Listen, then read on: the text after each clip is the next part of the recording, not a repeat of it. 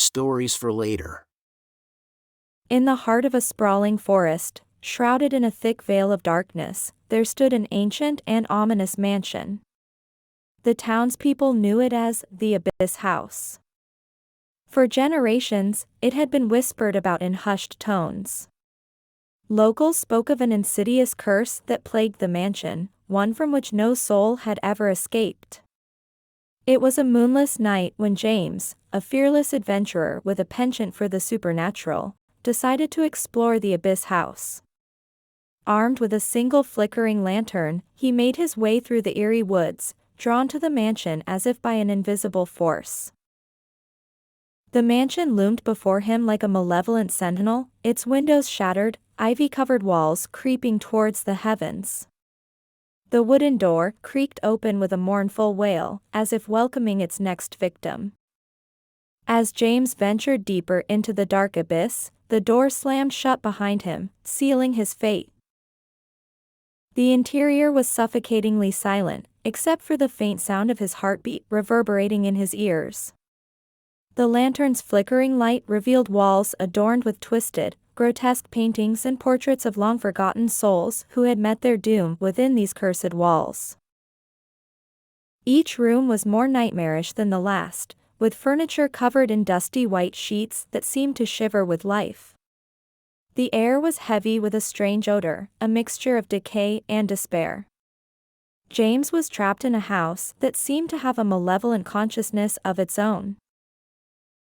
He stumbled upon a grand library, its shelves stacked with ancient, tattered books.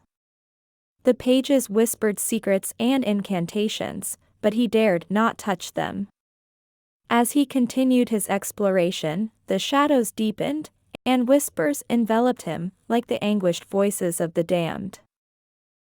James realized that he was not alone. Figures, gaunt and tormented, lurked in the corners of his vision. Their hollow eyes followed his every move.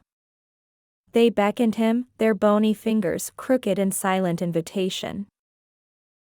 The deeper he delved into the mansion, the more inescapable his predicament became. The walls seemed to shift, leading him in circles, and doorways that had once been open now led to dead ends. Panic set in as he realized that escape was impossible. The mansion toyed with him, its layout defying all logic. Hours turned into days, and days into a nightmarish eternity.